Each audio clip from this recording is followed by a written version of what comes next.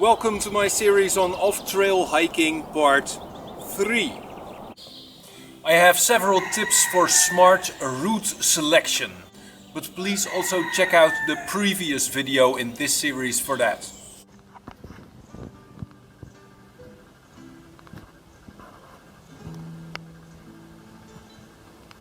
Tip: don't forget to take advantage of your freedom. You're off-trail hiking, so you can hike wherever you like. Hey, you're not at risk of losing the trail because there is no trail. If the hiking is easy, my tip is find a spot in the distance that you can see and that you know is in the right direction. Keep that in mind. Take the map, take the compass, put it in your pockets and don't look at it for a couple of hours and just enjoy the freedom. And maybe hike on the sunny side of the gorge instead of on the shady side of the gorge. And this brings us to awesomeness, also a very important factor to take in consideration when hiking off trail. When you're on trail, the trail will usually guide you to the narrowest cleft, the coolest waterfall, the best sights. But when you're off trail, that's your job.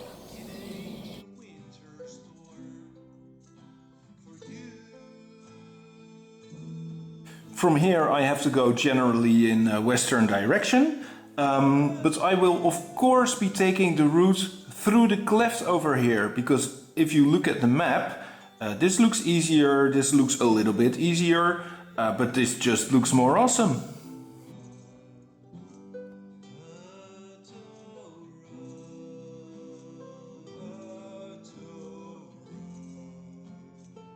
We're hiking here.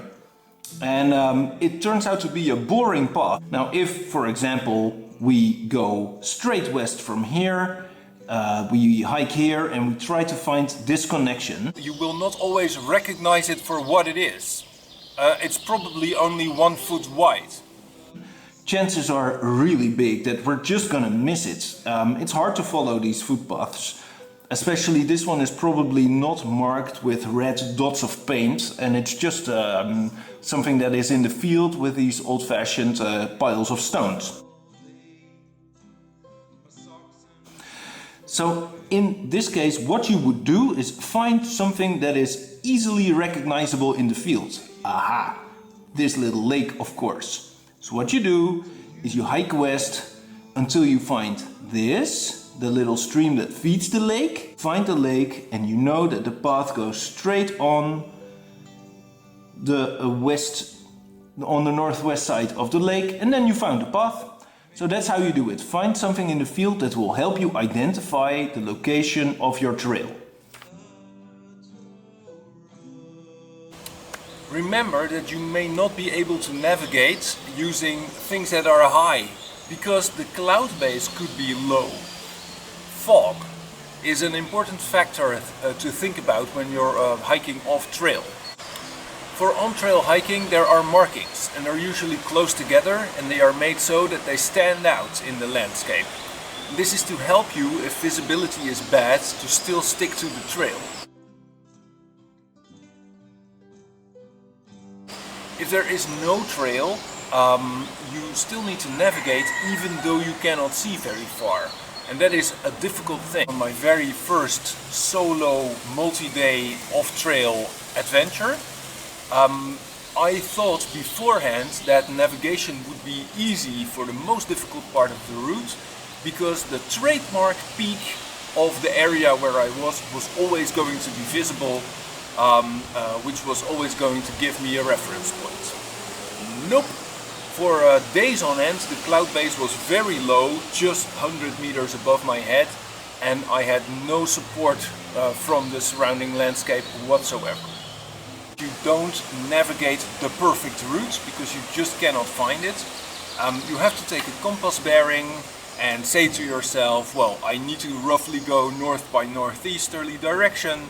I'm looking at my compass, and any progress that I make today that is in that general direction is good progress. This may mean that you take longer because you cannot find the most handy routes, but you end up finding a route. Which brings us to the next tip: schedule.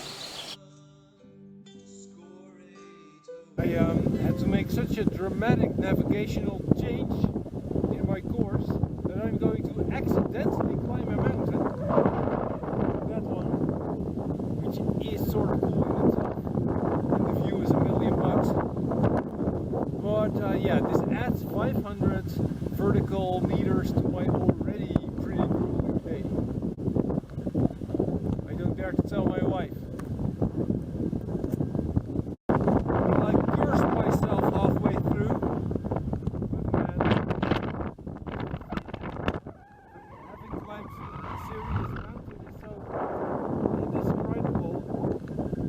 Not just the view, it's also your achievement. And on a day like this, wow, I feel great.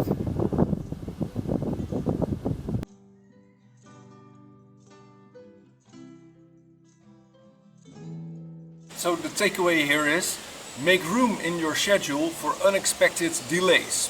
Or actually, those are expected delays. You are gonna be 40% slower when you hike off trail. I measured. But on top of the 40%, you can get into trouble that you didn't see coming beforehand. So you make room in your schedule for an extra day maybe.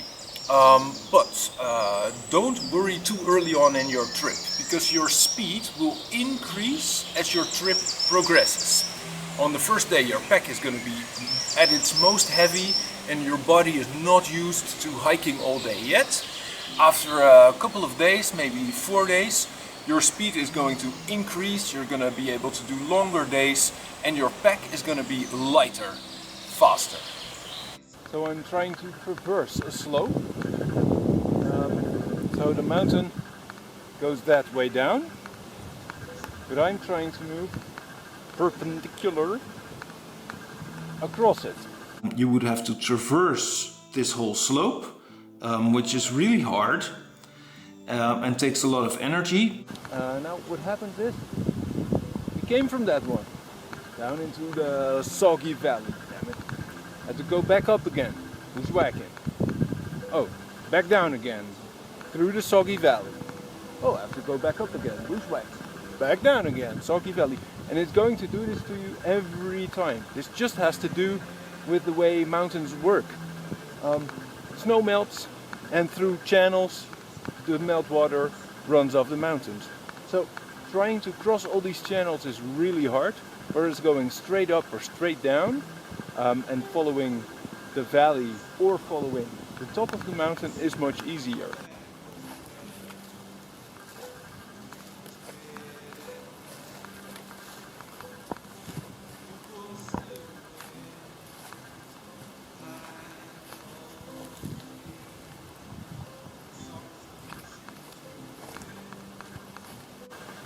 Now sometimes your route just doesn't work out that way and you have to do it, but I'm done with it.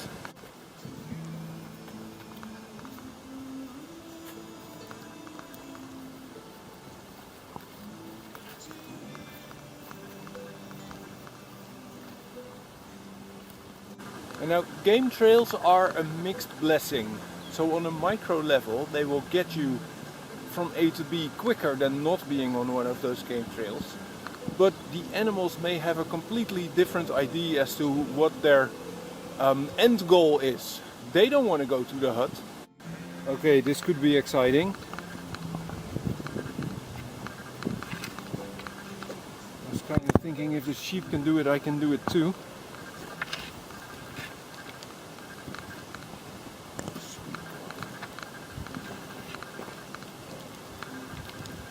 Oh no, this was a bad idea.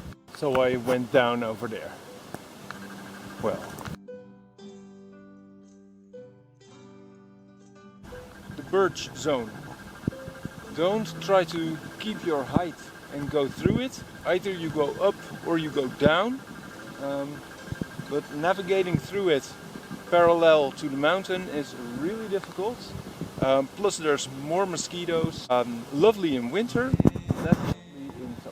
The smell of it burning, for me that reminds me of Laponia, Finland, you know, wood-fired hot tub, fish smoked over birch. Perfect.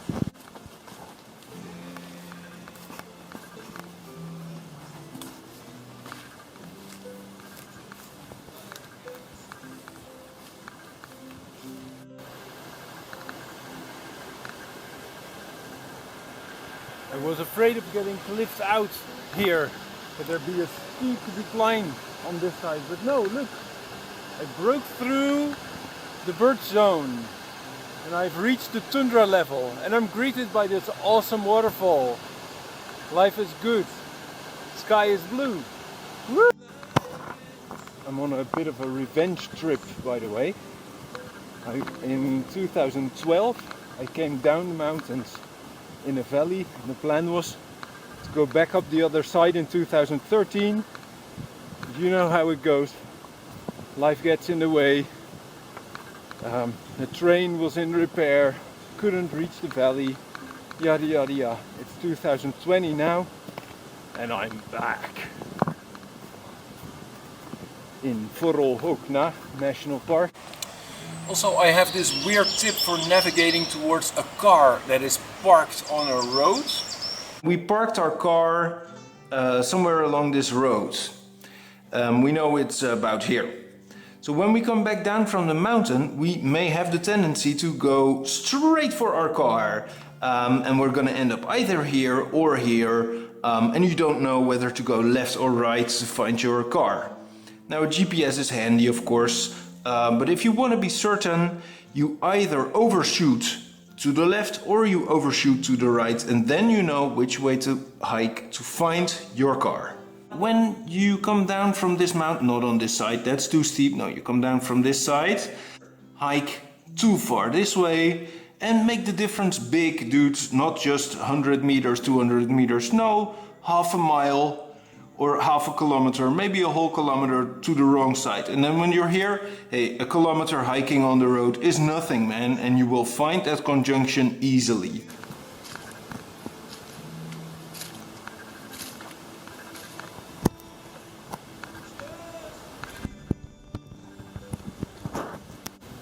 I want to cross the lake here, Jengelvatnet, to avoid some very big river crossings over there. I thought that this was connected. Well, it was a bit of a gamble anyway. But I see this little bit of water streaming there. Lucky me, I can cross over there. There's a reindeer herder camp just over there. But it's probably deserted. Yeah, I'm sure of it. During this time of the year, in this area, they are not in use. Yay, done that! Now the next problem is, the sides of the mountain are very steep and they plunge directly down into the water. My goal is over there, to go that way. So I need to hug the mountain to walk across the shore to the other side. So you can say, hey Papa Hiker, was this a smart route selection? I am not super sure, but the alternative was looking pretty gruesome too. We're just gonna kick it.